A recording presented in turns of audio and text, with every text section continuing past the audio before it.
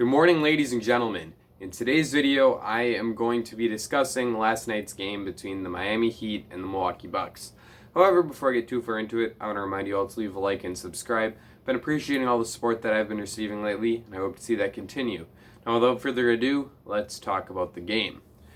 So, after the Bucks' historic night last night in which they set the record for most threes made in a single game, the Heat were seeking out a bit of revenge following that brutal 47-point defeat. And tonight they got it in what was really a grinded out 11-point victory for the Heat. Bam Adebayo really led the way for this Heat team as late as in the third quarter, we saw the Bucks take a double-digit lead that got as large as 12 or 14 points, and Erik Spoelstra made the adjustment to put the ball in Bam Adebayo's hands more often and make him the primary initiator in the offense, and it really worked out. Adebayo was able to create a lot of open looks on the perimeter for the other Heat players, and we saw guys like Duncan Robinson, Tyler Herro, Goran Dragic really benefit from Kelly Olynyk as well had a huge game off the bench. They really benefited from all the space and the open looks that Adebayo was able to create for them, and it reflected in Adebayo's stat line as he finished with 22 points, 8 rebounds, and 10 assists, shot 7 for 13 from the field, and did a terrific job of really attacking the rim and creating contact and drawing fouls as he went to the line 10 times and made 8 of those attempts. So, in this game, we saw the importance of Adebayo's versatility and all of the different things he brings to this team on the offensive end of the floor. He's super important to this Miami Heat team, especially with Jimmy Butler being out. And they needed him to be more effective tonight than he was last night in order for them to win. And he certainly brought a great amount of energy to this game and really gave them a lot of high-level contributions.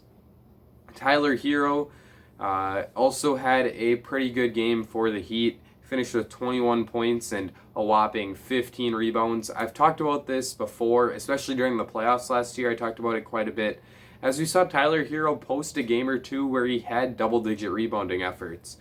But he really is just an above-average rebounding guard. He does a terrific job of grabbing and going and makes him lethal in transition, where he is a threat every time to take a pull-up jumper. And his plus rebounding is really a nice attribute for him to have on top of his offensive skills, and it gives him a bit more of a defensive purpose as someone who can crash the boards at a really high level. On offense, he struggled a little bit in the first half. His shot was going in all night long. He finished with 21 points on 8 for 13 shooting, 2 for 6 from 3, 3 for 4 from the line.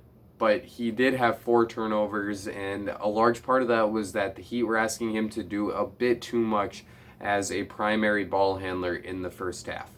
In this current structure of the Heat lineups that Erik Spoelstra has been trying out there, Tyler Herro has been functioning as the point guard. And when Jimmy Butler is in the lineup, that's just fine because Butler is able to take on a lot of the primary ball handling duties, and a lot of the late and shot clock isolation stuff goes to Jimmy.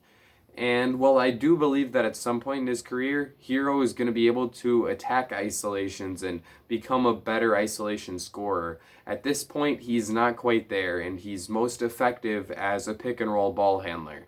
And so we saw the Bucks wing players and guards like Drew Holiday and Dante DiVincenzo put a lot of pressure on Herro, and he struggled with that, and that played a large part in the 4 turnovers. However, I wouldn't read too far into that as being a huge issue because once Jimmy Butler comes back, he won't be being asked to do as much with the ball in his hands. He also looked terrific in those pick and roll situations where his pull-up jumper is just such a huge threat. It's impossible to guard him in those situations because if you go over the screen, he's just so good at taking a step or two into the inside the arc and pulling up for a mid-range shot. And in order to do that, you really have to run a more switch-happy scheme instead of the drop coverage scheme that the Bucks favor. And we saw Herro take advantage of that both in tonight's game as well as last night's game. He put up 23 last night, 21 tonight, and this is a terrific matchup for him against what coincidentally happens to be his hometown team. As I mentioned before, Dragic and Olynyk both had terrific games for the Heat as well. Dragic finished with 26 points on 9 for 17 shooting, 4 for 7 from 3. What he brings to this team off the bench is just so important as someone that can take on the heavy ball handling and playmaking duties and is really a knockdown shooter as well. His off the dribble shooting just really brings another element to this Heat offense, and as we saw in the playoffs, that element is of the utmost importance as the offense fell apart in the finals when Goran Dragic was not available for long stretches of time. Dragic had a terrific game tonight. It felt like every shot that he took was going down. Finished with those 26 points, and I think he only played like 22 or 23 minutes. So he really made the most of his minutes and had a terrific game. And he's a large reason why the Heat were able to go on the large run that they did at the end of the third quarter and beginning of the fourth quarter, where they really cemented a lead for themselves against the weaker Bucks bench.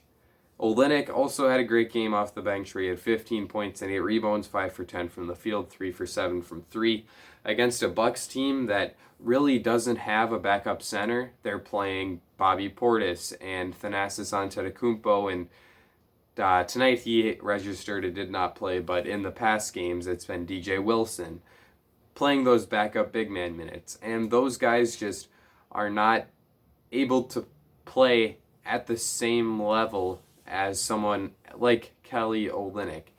And Olynyk is able to just space the floor. Those guys are really not high quality rim protectors, and once the defense collapses, they struggle to contest shots, and that leads to Olynyk being wide open on the perimeter where he's a plus 3-point shooter and he really spaces the floor at a high level for the Heat guards.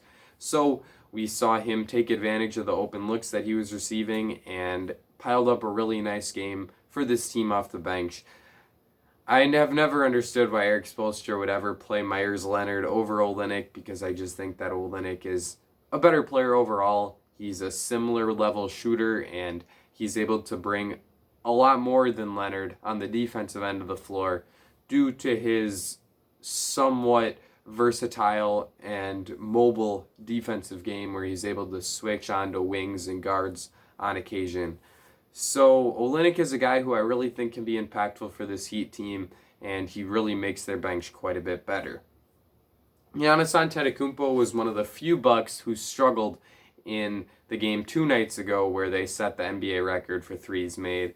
But he bounced back, posted a triple-double tonight with 26 points, 13 rebounds, and 10 assists. It was 10 for 18 shooting, 2 for 6 from 3, 4 for 4 from the line. He did a really nice job with the playmaking stuff, especially in the second quarter, where I heard that he registered 6 assists alone.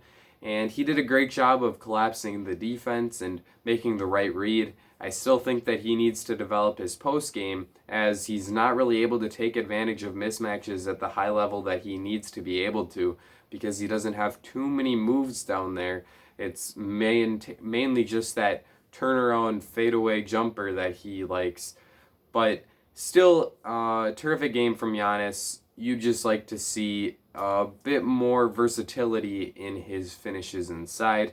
The same can't be said for Chris Middleton.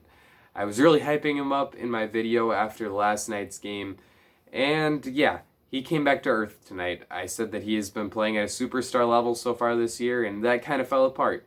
He still posted a near triple-double, although it ended up being a triple-single, as he had 8 points, 9 rebounds, and 7 assists.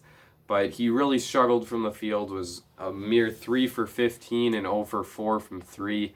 Just could not seem to get a shot to go in today. He got quite a few good looks, and there were shots that he's been making all year long, but tonight just wasn't his night. I do want to point out, though, that the 7 assists for Chris Middleton is quite the promising sign.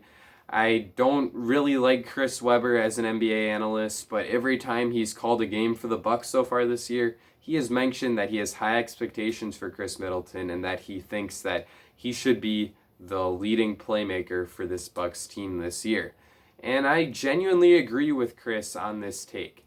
Middleton's ability as a gravitational shooter and a scorer off the bounce really makes him a guy who's able to create a lot of open looks for his teammates, and we've seen that in the last couple of games with Drew Holiday and Dante DiVincenzo and Brook Lopez as well. Obviously, those guys all struggled with their efficiency tonight as Drew went 4 for 15, Brook went 3 for 11, and Dante went 5 for 14.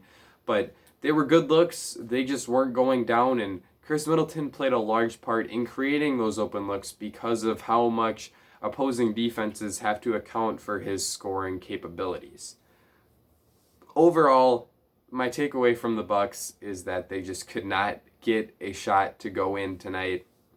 There were so many good looks, both from the three-point line as well as at the rim. We saw Drew Holiday miss multiple bunnies. We saw Giannis miss a bunny or two. We saw Chris Middleton miss some wide-open mid-range shots that it seems like he never misses.